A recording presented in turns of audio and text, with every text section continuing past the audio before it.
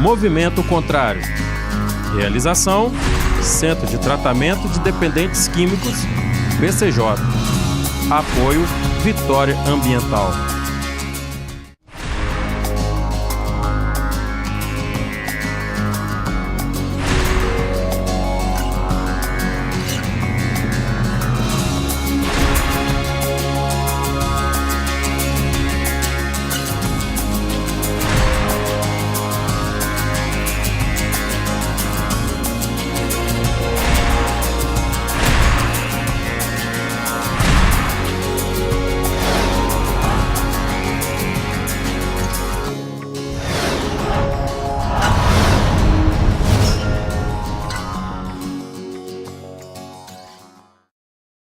Olá, sejam bem-vindos. Começa agora o nosso programa Movimento Contrário.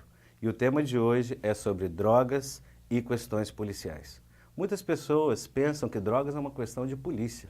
Outras pessoas pensam que drogas é uma questão de saúde, né? E no nosso programa de hoje você terá a grande oportunidade de saber essa resposta, que é muito importante. Será que é questão de polícia? É questão de saúde? Mas nós estamos aqui com um entrevistado muito importante, que é o Dr. Diego Marques, delegado da Delegacia de Tóxicos e Entorpecentes. Muito obrigado por atender o nosso convite. Pois não, estou à disposição. Que bom. Dr. Diego Marques, qual é a realidade do tráfico no Espírito Santo? Como é que o senhor vê, né, esse contexto, esse cenário no qual estamos inseridos nele em relação ao tráfico? O combate ao tráfico vem aumentando todo dia, dando no país todo essa visão de que tem que se aumentar o combate ao tráfico, e a delegacia aqui de Entorpecentes do Espírito Santo está nesse caminho também. Doutor Diego Marques, e esse traficante, geralmente ele vem de qual classe social? A grande maioria vem das classes sociais menos abastadas, né? O cidadão pobre, que não consegue se sustentar com o dinheiro do trabalho ilícito, acaba caindo na tentação de entrar no tráfico de drogas. E qual é a quantidade de droga apreendida para uma pessoa se tornar um traficante, para ser considerada, né, um traficante?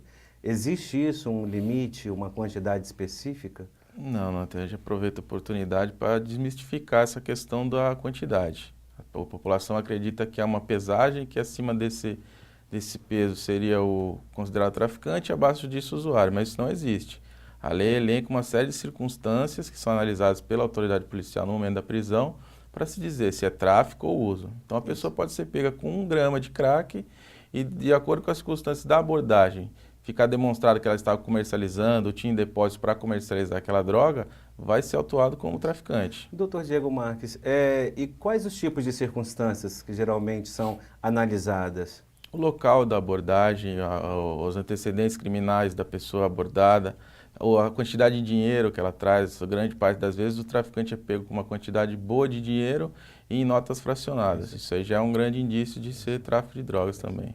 Muitos dependentes químicos ou mesmo familiares, né, se preocupam, né, quando alguém da sua família ou dependente químico é pego com substância química. E parece que uma das primeiras preocupações, né, é a quantidade, né? Dependendo da quantidade, vai ser considerado tráfico ou não. Então isso seria um mito. É um mito, exato. A quantidade em si não determina, a quantidade somente ela não determina se aquilo é tráfico ou é o uso de drogas. Isso. E quando essas pessoas são pegas, como elas são encaminhadas? O que é feito com elas? No caso do usuário, ele é encaminhado à delegacia de polícia. Lá é lavrado um procedimento chamado termo circunstanciado.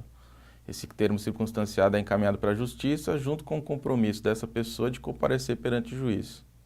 Mas ela não é encaminhada à prisão. Não é encaminhada para a prisão, ela é solta? Ela é solta, ela assina esse termo de compromisso e é solta. Isso. E neste termo de compromisso, geralmente o que é considerado nele para essa pessoa que foi pega? A autoridade policial elenca o histórico da ocorrência, deixando claro que aquilo lá se tratava de uma circunstância de prisão de um usuário de drogas, e é notificado o juiz com o compromisso dessa pessoa comparecer numa data previamente agendada junto à justiça perante o juiz. Isso. Ok. E geralmente, né, o que é feito quando ele comparece ao juiz? A lei prevê 3 tipos de pena, né? Nenhuma delas prisão. A primeira seria uma admoestação pelo juiz, repreendendo a pessoa e alertando ela acerca dos malefícios do consumo de drogas. A segunda seria a prestação de serviços à comunidade e a terceira seria a participação obrigatória em cursos e programas educacionais.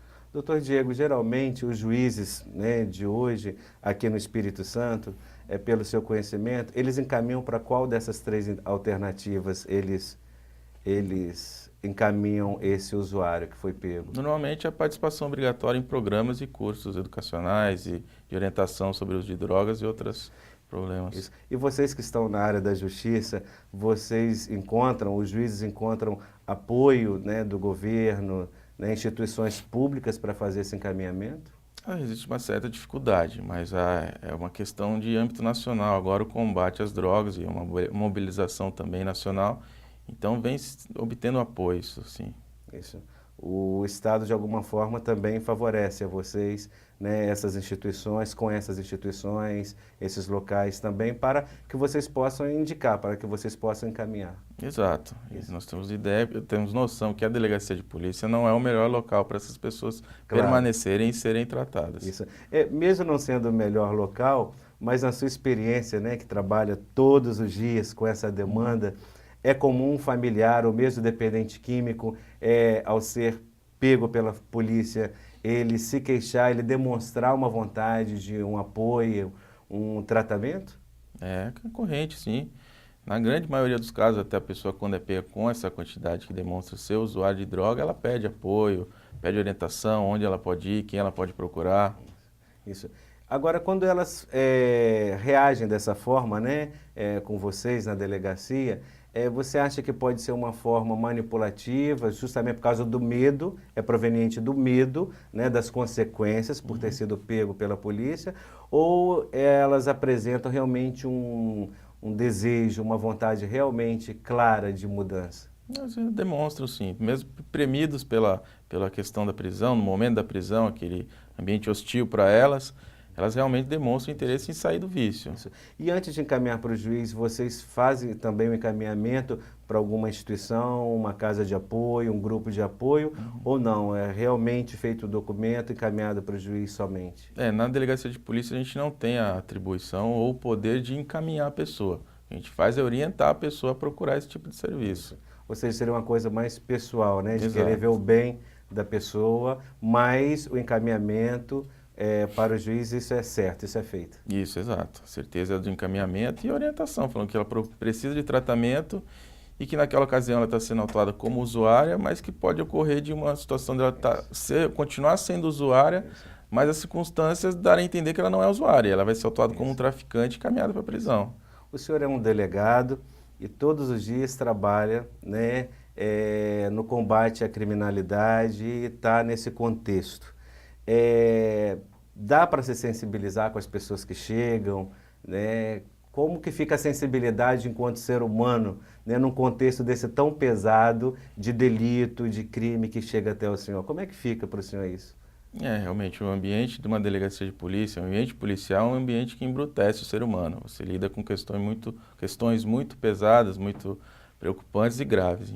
Mas, independente disso, as situações que você vê que a pessoa está no estágio realmente que precisa de ajuda. Sim. E o que mais comove os policiais também na delegacia são os familiares. O usuário também não tem tanto ciência do mal que ele traz para as pessoas em torno dele, que querem o bem dele. Claro, por mais que tenha um embrutecimento no meio policial, mas o contexto e a situação da dependência química, que é uma doença, né, nas pessoas que chegam a vocês, porque além do crime que ela cometeu, existe uma doença naquela pessoa. E isso também leva à sensibilidade. Exato. Né? Mas vamos para um rápido intervalo e voltamos daqui a pouco com o Movimento Contrário. Aguarde-nos.